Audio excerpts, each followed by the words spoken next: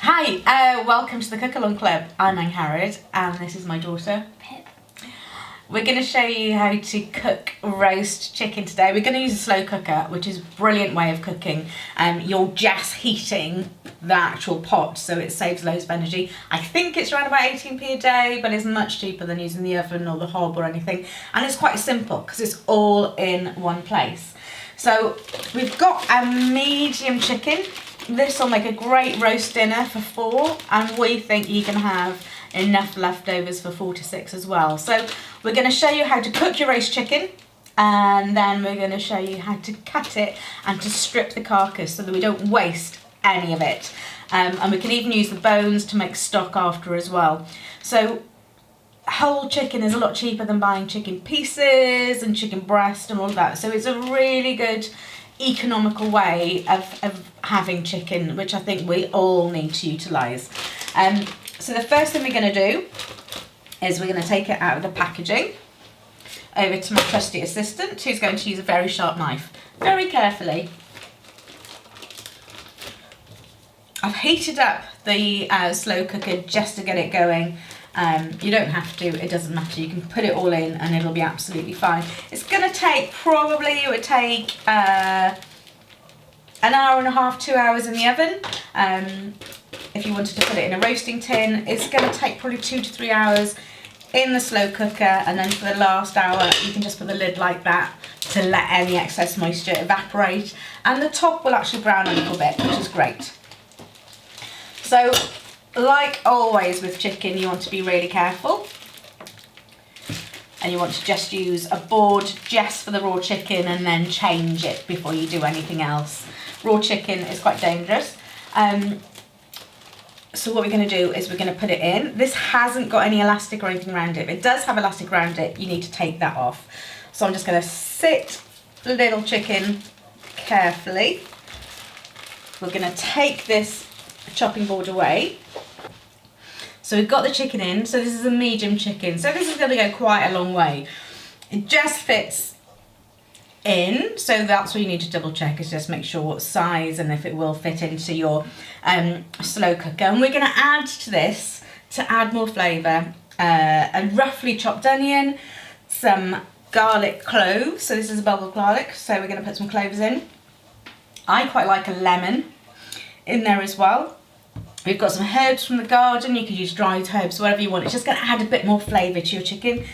And we're going to just roughly chop a carrot and put that in as well, just to give a bit more flavour.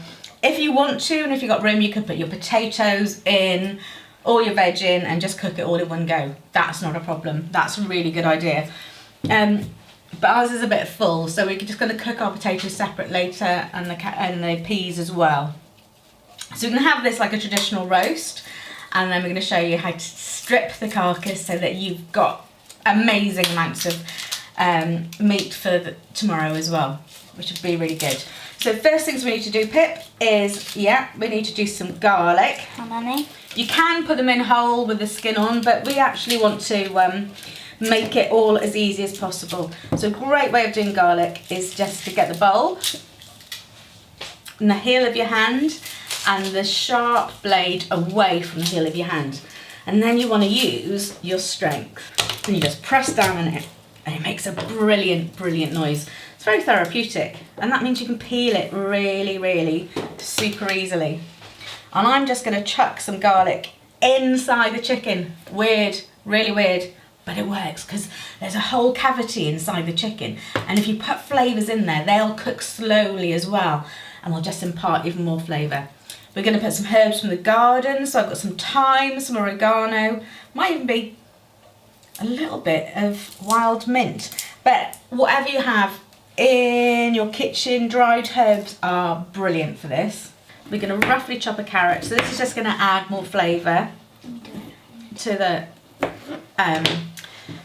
the stock, really. But if you wanted to add more and some potatoes, this is a great time to do it. Cook it all in one go. That's a really, really economical way of cooking. That's fine, they just need to be in rough bits really. So they're great, you can cut it in half if you want to, through the arch, perfect. Well done, Pip, that's great. We just chuck them on the side. There you go. And then if I do the onion, because I know you don't like doing onions, do you want to put a couple of stock cubes in the hot water and give it a good stir? That would be great. 2. I think 2, yeah. And I'm just going to do the onion. So onions roll around, are very slippery, are very dangerous. So be really, really careful, because they will try and make sure the knife cuts your fingers off. So get a reliable, responsible adult to help you. That's a really good idea. And remember, you're not feeding the food bin, you're feeding your tummies. So don't cut loads of it off. So I'm being really dangerous here, but this is the only way I can hold it. I'm keeping my fingers a long way away from the knife, and I'm putting the knife straight down so it doesn't slide or slip. But I only want to take off that root. I don't want to take off all of it, because you can just peel too much and you're just feeding the food bin. Nobody wants to do that. We don't have money to do that. So Pip's going to peel those. I'm going to chop up the lemon. I really like a lemon in with my chicken, especially if I'm going to use the leftovers, because it just gives a really good flavour. So I'm going to pop this in the cavity. And this is a top tip from our Queen Consort, is that right? Camilla. So Camilla uses a lemon in her roast chicken. I know, I have fancy ways. We're almost royal, Pip. We could be royal, couldn't we? We have so much fanciness. But I think it adds a really nice flavour. Don't add too much lemon though, otherwise it goes a little bit over the top and it's not great with your gravy. Just going to get the rest of the onion in. I really like onions. I think they're a good addition, but if you don't like onions, don't do it. You could use leeks, you could just use garlic, you don't have to put them in. You know, your chicken, your way, so don't worry about it. I just like them. So I've just put some stock cubes in some hot water. If you have crumbly stock cubes, you can just crumble them over the top. If you want to use wine, you can use wine. Again, you know, just whatever you have. I think water and stock cubes is absolutely fine. So we're just going to pour that over, which makes quite a nice sound. We've got a bit of solid stock cube there, but we're going to stir it a few times, so it'll mix, don't worry. That's that. If you had room, you could put potatoes in.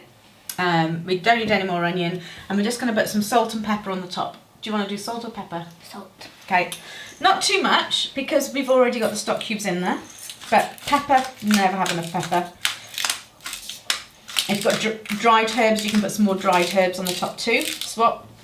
I can't see. So we're just going to put some pepper on, and then, you know, as it cooks, you can taste it. You know, once it's cooked, don't taste it now, because obviously raw chicken is really, really dangerous. I'm just going to pop his feet down and put the lid on. There you go. Chicken in a pot. That's all you need to do. That took like, what, 5 minutes? That's going to cook. Take the lid off and give it a bit of a jiggle and a baste every now and again. And then what you'll do is, once it's pretty much cooked, just put the lid that way and let some of the water evaporate. Once the chicken is cooked, take it out of the pot and leave the juice in there, and you can turn that into a gravy. So you could add a little bit of flour if you want to, and just cook it down, and you're going to make some lovely tasty gravy. If it's got bits in it and you don't want to have chunky gravy, then you can always sieve it, but that's a bit faffy. But let it cook. It's going to do all the work for you, the slow cooker. You can do exactly the same in a pot in the oven, exactly the same. And if you are cooking in the oven, just make sure you put other things in there too, like your potatoes or any roasted veg or anything like that, so you're maximising the use of the oven, because ovens are expensive to heat. Amazing roast chicken. It smells incredible. So we've just cooked it in the slow cooker. We're going to try and elegantly get it onto a plate, but you know, in typical style, it might have overcooked a little bit, so it is very tender. I'm just going to leave the juices.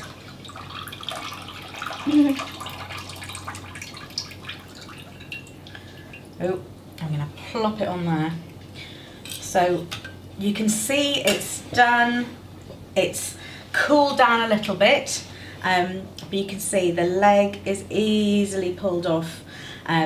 If you stab, where's the knife gone?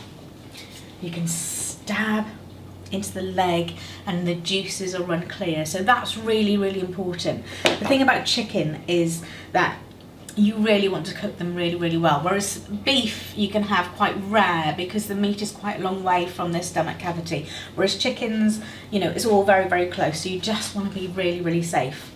I'm just going to take the leg off. So you can see that just comes straight off. It looks amazing. And what I'm going to do, this is a really good way of doing it. My dad used to spend hours slicing up the chicken breast. Oh, and it was hard work. You never get it very thin. But what I'm going to do is take it off whole. Oh, with a little bit of skin. So the skin's gone nice and crispy from taking the lid off the slow cooker. So you can just cut this up. If somebody likes the skin, they can have some. If they don't like the skin, they don't have to. I think it's the best bit. But you can cut this up, and this is a really easy way of sharing out the chicken and making sure everybody has some of the breast, some of the leg, you know, all the bits. So I'm just going to take the other breast off and just show you. So sometimes for Sunday dinner, we will just have the 2 chicken breasts between 4 of us, and then I'll strip the carcass and we'll have the rest of it, the rest of the meat, for leftovers on Monday. So here you go, look how much chicken this is. So this is a medium chicken. So we'll just slice this up as well. And this is just 2 chicken breasts from a medium chicken. So this is going to go a long, long way already. And I'm going to take the other leg off because some people like the legs. The meat will come off beautifully. But let's see how much meat we can get off the carcass, because I think that's the exciting bit. So we've got chicken wings. These taste incredible. You have to eat them off the bone, so you need to be a little bit Neanderthal. I'm just going to take the rest of the chicken breast off from where I didn't cut it very well. So you can feel the bones, and you've got to do this with your hands. So I'm just going to take the breast off just to show you how much more there is. If you're better at carving than me, you'd be able to get that off. I'm terrible, I'm not very good with sharp knives and butchering, but this is just the top of the chicken. I'm going to show you what happens on the bottom now. And this is the same with any bit. So this is your turkey for Christmas. See, there's big chunks of meat. Got loads already. And this is really, really important because this is about not wasting food and respecting the chicken. But we'll just keep going around the chicken. So yeah, like I say, you've got to get your hands in, you've got to get them messy. And here you go, this is probably one of the best bits of the chicken. That's the oyster that comes right from the leg joint. Oh my goodness, it's the best bit. It's incredible, it's so tender and so tasty. Let's see if I can find this one too. So there you go, there's the other oyster. The best bit. It's not really an oyster, obviously it's part of the chicken, but it's called a chicken oyster. More meat coming off. So you just got to get your hands in and get on with it. But this is about using up everything. And like I say, you can put the bones in a stock pot with some celery and some carrots, and you can cook that down and down and down, and you'll have the most amazing chicken stock. You'll never have to buy chicken stock again. You can pop it in the freezer. You can pop it into ice cubes and put it in the freezer. A few more bits. So I'm not doing this elegantly. Don't even think about that. But what I am doing is getting the chicken off.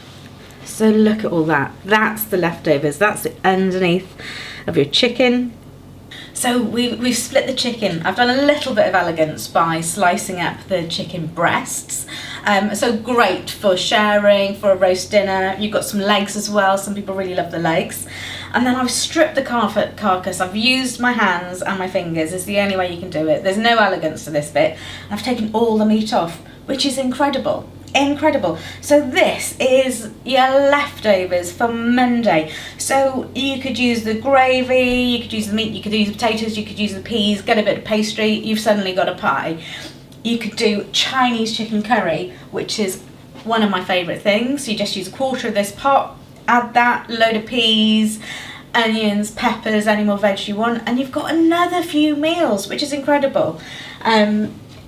You could just put it in your sandwiches. You could do whatever you want, but don't waste it. That's the important thing. And I think there's still quite a lot on these bones, so you could put them in a pan with another onion, a bit of celery, even a bit of chilli if you wanted to, and you could make soup or stock or anything. There's so much flavour in here, and I think sometimes we just miss it and we just feed the food bin. We don't need to feed the food bin. The food bin is absolutely fine. We need to feed ourselves and make the most of these incredible things. So there we go. I'll make the carcass look pretty with a bit of parsley. But I hope you enjoy. This is really, really worth it.